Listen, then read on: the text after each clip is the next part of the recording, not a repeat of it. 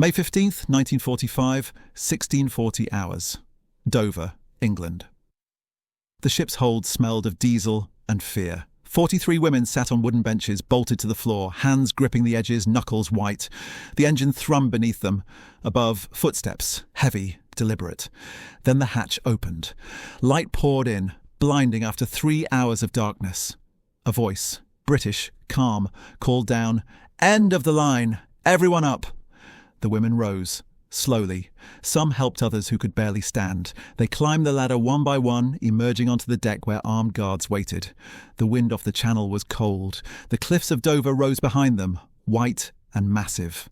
One woman, a signals officer named Greta, whispered to the woman beside her, "This is it. This is where it ends." But it did not end. It transformed. A sergeant stood at the gangplank, clipboard in hand. He did not shout. He did not raise his rifle. He simply said, in careful German, "Welcome to England. You will be processed, fed, and housed. Follow the instructions. No harm will come to you." Greta heard the words but did not believe them. She had been told for years that the British were ruthless, that they executed prisoners, that they starved them, that women captured by the enemy faced fates worse than death. She had believed this because everyone believed this, because doubt was dangerous, because the alternative required a kind of hope she had abandoned long ago. But the sergeant stepped aside and gestured toward the dock. "This way, please. Please." The word hung in the air like a mistranslation. The women descended the gangplank. At the bottom, British soldiers, young, tired, armed but not aggressive, formed a loose corridor. One of the women stumbled.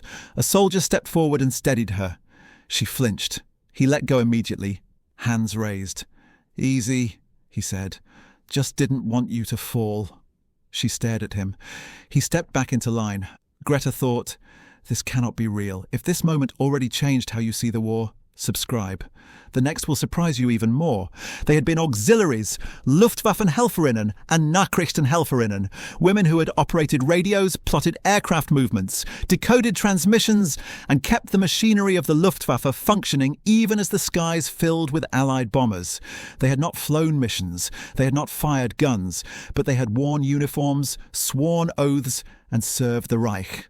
And now the Reich was ash. Greta had joined in 1942 at 19 because her fiancé had been killed at El Alamein and she needed something to fill the silence. They trained her in radio operation and stationed her at an airfield near Hamburg. For 2 years she routed messages, logged flight times, and tried not to think about what the planes were doing when they left the ground. By the end, the airfield was a crater. The planes were gone. The war was over. She and the others had been captured near Flensburg, swept up in the mass. Surrenders that followed the collapse. British officers had processed them quickly. Names, ranks, units, and loaded them onto trucks, then trains, then a ship. No one had told them where they were going. No one had told them what would happen. They had simply been moved, like cargo, across a continent and a sea. Now they stood on English soil, surrounded by guards, waiting for the cruelty they had been promised. It did not come. The trucks that carried them inland were canvas-topped, military, the benches hard and the ride rough. But the guards riding with them did not speak harshly. One offered water from a canteen. Another handed out cigarettes. Players, British issue. Greta took one, her hands shaking. She had not smoked in weeks. The guard struck a match and held it out. She leaned in, inhaling, and the smoke filled her lungs like a memory of normalcy. The guard nodded and moved on to the next woman. No demands, no conditions, just a cigarette.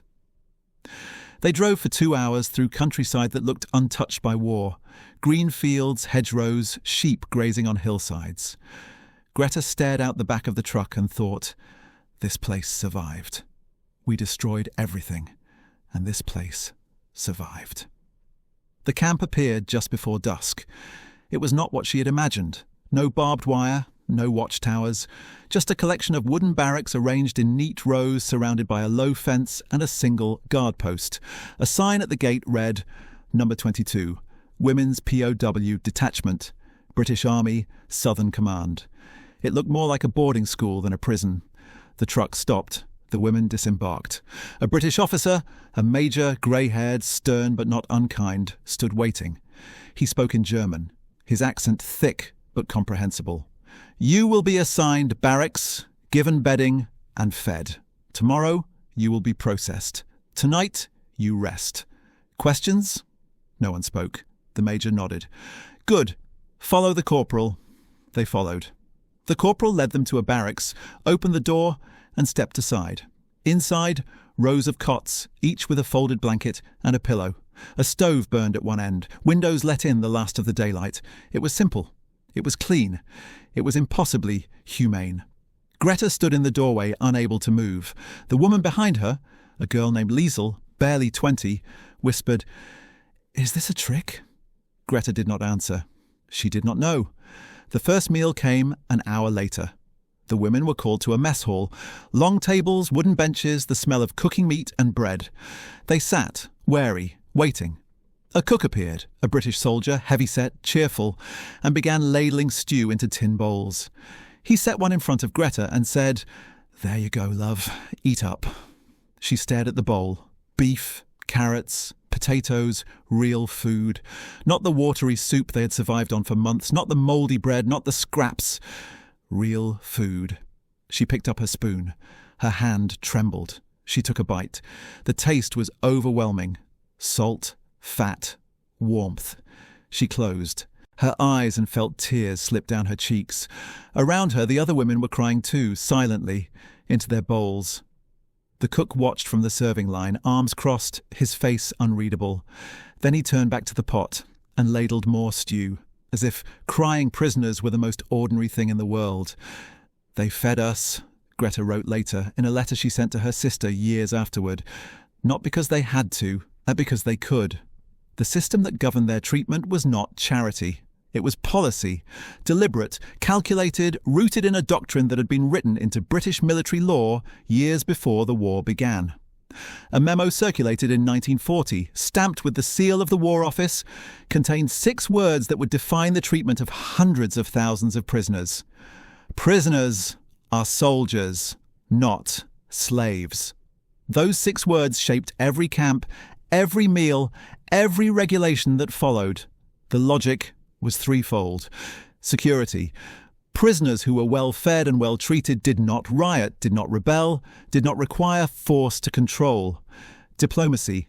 The enemy held British soldiers, and how you treated their prisoners determined how they treated yours. Reciprocity was survival. Morality. Because if you won the war by abandoning decency, you lost the thing you were fighting to defend. It was not perfect. There were camps where guards were harsh, where conditions were poor, where the rules were bent or ignored. But the system as a whole held. By the summer of 1945, Britain held over 400,000 German POWs. Most were fed, most were housed, most survived. In a war defined by cruelty, that was a kind of miracle. The days found a rhythm. Mornings began with roll call, names read from a ledger, faces checked against a list. Then breakfast, porridge, toast, tea. The women ate slowly, still adjusting to the fact that the food was real, that it would appear again the next day, that no one would take it away. After breakfast, work assignments. Greta was assigned to the camp garden, planting vegetables, weeding rows, turning compost. The work was hard but purposeful. It gave her hands something to do. It gave her mind a place to rest that was not filled with radio static and fear. The guards supervised but did not hover. They checked in once an hour, asked if anyone needed water, and then left. One guard, a private named Harris, young with a soft Yorkshire accent, brought seeds one day and showed Greta how to plant them properly. "Like this," he said, crouching beside her. "Not too deep. Give them room to breathe." She followed his instructions. The seeds went into the soil. He nodded, satisfied, and walked away. She sat back on her heels and thought, he is teaching me to grow food. Not guarding me, teaching me. One afternoon, a British officer called Greta to the administrative hut. She walked across the compound, heart pounding, certain something had gone wrong. Inside the officer, a lieutenant with round spectacles, sat behind a desk, covered in paperwork. He gestured to a chair. "Sit." She sat. He slid an envelope across the desk. "This arrived yesterday." Red Cross forwarded it. Greta looked at the envelope. Her name, her sister's handwriting. She looked up at the lieutenant, confused. "Your family knows you're alive," he said. "You can write back. We'll help you send it." She took the envelope with shaking hands. She had not heard from her sister in over a year. She had assumed her family thought she was dead. The lieutenant stood. "Take your time," he said. Then he left, quietly, and gave her space to read. "They gave me my sister's letter," Greta wrote later. "I thought the war had taken everything. It had not taken her." On Sunday evenings, the guards played music in the mess hall. A gramophone, records from before the war, German folk songs, British hymns, American jazz. The women gathered, tentative at first, unsure if this was allowed. No one stopped them. No one told them to leave. Liesel, the youngest, stood near the gramophone and listened to a recording of Schubert. She closed her eyes. Tears streamed down her face. A guard, Corporal Davies, Welsh, kind, saw her and did not look away. He did not say anything. He just let her cry. When the record ended, he changed it. Another Schubert piece, then another. Liesel stood there for an hour, listening, weeping, remembering what it felt like to be human. One morning, Private Harris approached Greta in the garden. He stood there, shifting his weight, looking uncomfortable. Finally, he said, "I wanted to say..." He stopped, started again. "My brother was at Hamburg, in the bombing raids." Greta looked at him. She did not know what to say. He continued, "He didn't come back." She set down her trowel. "I'm sorry," she said. He nodded. "Yeah, me too." He paused. Then, "But you didn't do that. You were just..." He gestured vaguely. "Doing your job, I suppose." She thought about correcting him, about telling him that her job had been part of the machinery that sent the planes into the sky, that there was no such thing as innocence in war. But she did not. She just said, "I'm still sorry." He nodded again. Then he handed her a packet of seeds. "Tomatoes," he said. "They'll grow well here." He walked away. She planted the tomatoes. They grew. If you're seeing this war in a new light, subscribe. The next scene will challenge you even more. The transformation was gradual. Greta had been told for years that the enemy was monstrous, that the British were cruel, that they hated Germans, that capture meant torture or death. She had believed this because everyone believed this, because the propaganda had been relentless, because doubt was treason. But the British did not act like monsters. They acted like men who were tired and decent and trying to go home. They said please and thank you. They brought seeds and letters. They played Schubert and let women cry. The propaganda cracked, not all at once, but piece by piece, like plaster falling from a wall. One day, Greta realized she was no longer afraid of the guards. She was just tired, and tired was better than terrified. In December, the camp held a Christmas service. A chaplain, an Anglican priest with a gentle face, conducted the service in the mess hall. He read from the Bible, led a hymn, and spoke briefly about peace. Not victory, not judgment, just peace. Afterward, there was a meal. Roast chicken, potatoes, gravy, pudding with custard. More food than Greta had seen in years. The women ate slowly, savouring every bite. Across the table, Liesel smiled, a real smile, the first Greta had seen since the surrender. The chaplain moved among the tables, speaking quietly to the women, offering blessings in halting German. When he reached Greta, he paused. "How are you?" he asked. She thought about lying. Instead, she said, "I don't know." He nodded. "None of us do, but we're here. That's something." It was the truest thing anyone had said to her in months. Repatriation began in early 1946. The women were called in groups, given papers, and sent back to Germany, or what remained of it. Greta was in the second group. She packed her small bundle, a comb, a bar of soap, the letter from her sister. Private Harris gave her a small cloth bag. "Seeds," he said, "for your garden, wherever that ends up being."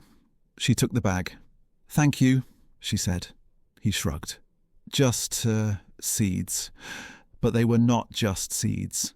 They were a promise that something could still grow. Greta found her sister in Hamburg in March 1946. The city was rubble, but her sister was alive. They held each other and cried and did not speak for a long time. There was too much to say, and no words large enough. Greta stayed in Germany. She worked as a translator for the British occupation forces, then as a secretary in a school.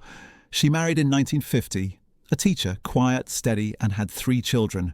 She planted a garden every spring. Tomatoes, always tomatoes.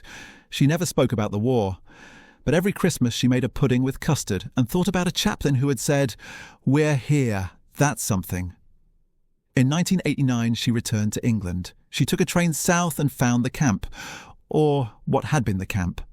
It was a housing estate now, the barracks long gone, the garden paved over. She stood where the mess hall had been and thought, "This is where I learned that mercy was possible." She did not stay long. She just stood there, remembering. Then she left. The ship's hold had smelled of diesel and fear. The women had climbed the ladder expecting cruelty. What they found was a sergeant who said, "Please," a cook who ladled stew, a guard who brought seeds. If this story reminded you that history is written in gestures as much as battles, subscribe. You'll find more truths here than in any textbook. In 2001, Greta died peacefully in her sleep. Her children found a box in her closet, letters, photographs, and a small cloth bag of tomato seeds, dried and carefully preserved. One letter, written but never sent, was addressed to Private Harris. It said, in careful English, "You gave me seeds. You gave me hope. You gave me a reason to believe the world was not entirely broken. Thank you." The children tried to find him.